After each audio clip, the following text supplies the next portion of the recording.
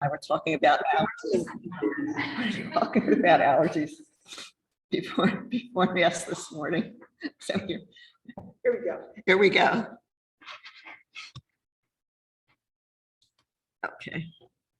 So although I deeply love preaching on Mother's Day, I must confess that I had a really hard time with the homily this Mother's Day of 2022. So I thought instead that I would just tell you a story any number of you might have shared in some way. So Larry and I have 4 children, and we had 2 foster children over the course of the years. I also had 2 miscarriages, and this is the story of one of them. We were on the beach on vacation in New Jersey when I began to spy. And I knew what that meant because it happened to me before at the same point in my pregnancy, before the birth of my first child.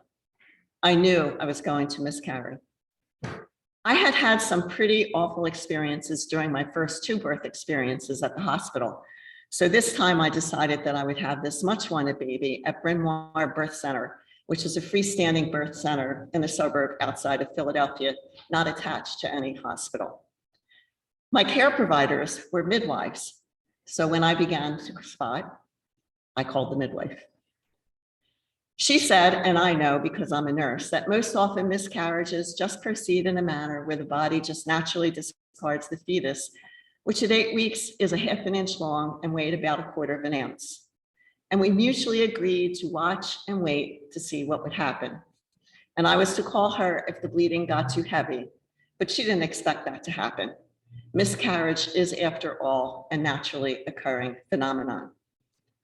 Well, my miscarriage was not progressing naturally, whatever that meant. And after about 3 or 4 days, I began to pass some really big clots pretty often. So I called again. And because I usually think that I can muscle through just about anything, I always underestimate my symptoms, which is what I did on this particular call to the midwife. Nature is nature, and surely my body would know how to do the right thing. Wrong. So the midwife must have sensed something in my voice, and she called me back. And she told me that I should go to an abortion clinic. I think it was in Malvern, but I don't remember where there was a doctor who would do a D&E. And I used to joke after it happened that by that time I was ready to do it in the middle of the street because things were just so awful. And I used to joke, and when I look back on it, it wasn't really funny. It was absolutely harrowing. So had I gone to that abortion clinic, I would have been confronted by demonstrators yelling at me and condemning me for killing my baby. And to this day, I often think of what having baby killer yelled at me as I was losing a much wanted baby, what that might have done to me. Bryn Mawr Birth Center and abortion clinics still exist. So there were probably any number of women just like me who throughout the years shared my same experience. And one would have hoped that the protesters would have educated themselves about this really distinct possibility. Ignorance, unfortunately, is no excuse for cruelty.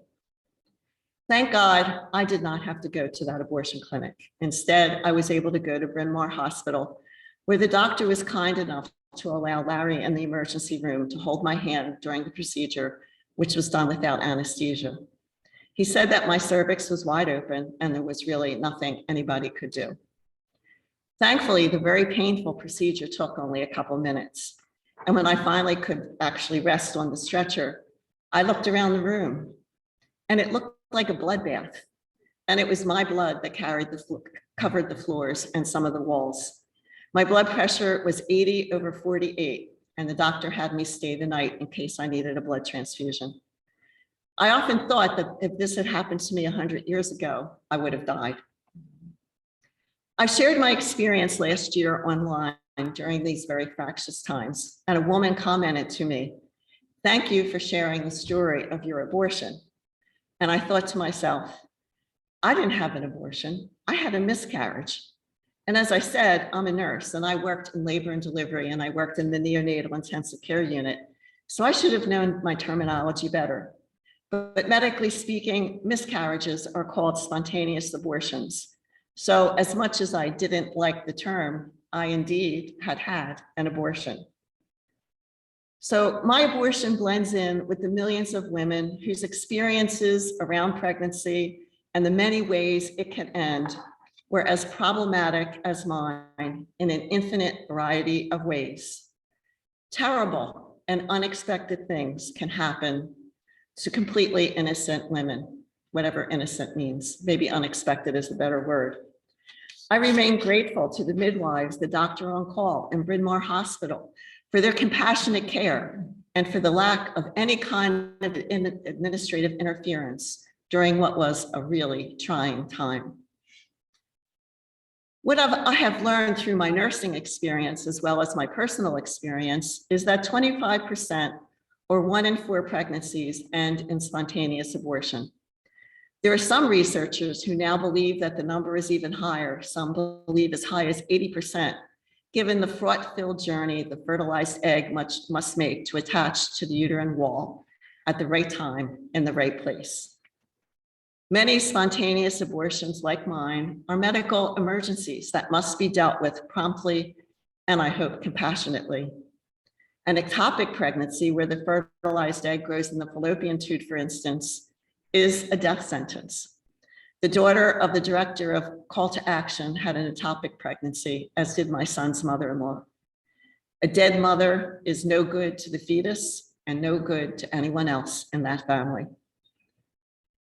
Although I was terribly, terribly sad after each one of what I now would call my abortions, and I mourned for months, I never came to regard them or refer to them as children.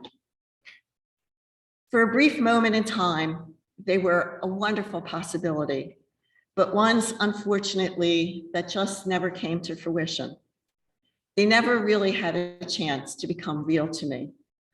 My experiences were very sad, my midwife very wisely told me, but it is a part of life, and women have had their pregnancies end like this from the beginning of time. And as my mother also wisely said to me, these pregnancies, these babies, for whatever reason, were simply not meant to be. And when I think of mothers I know who lost their babies in the 2nd or 3rd trimester or at birth, my loss, at least for me, is totally different and of a far lesser caliber. They lost a child that they once felt move, one that they could see, touch, feel, and smell. I lost a possibility. I have found over the years that it is really easy to be judgmental when nothing serious happens to you, or when you have the financial or psychological resources to resolve situations that just might completely devastate other people. And I must confess that I was like that for far too long. I was one of those people who thought that through my own efforts, I had just pulled myself up by my bootstraps, never realizing that those bootstraps were attached to my mother and father, who were pulling along with me every single step of the way. For too long, far too long, I believed that everyone had parents like mine who always provided the things that we needed to grow and be successful in school. My mother sat with us every single night at the dining room table to make sure that we did our homework. After our baths, she went to the corner store for our nightly treat, an ice cream cone. And although my dad worked 2 jobs and was always dog tired, he was always our willing chauffeur. I always rested comfortably and confidently in the knowledge that should I ever get into trouble, and I didn't, because believe it or not, I really was a very well-behaved child, my parents would always be there for me. And if one of us did become pregnant, and in fact, one of us did, my parents would and did bring them all in and support them. And so on this Mother's Day of 2022, my heart goes out to mothers whose pregnancies ended, however that end occurred, and for whatever reason it occurred. I feel only compassion for women who are not as fortunate as I was.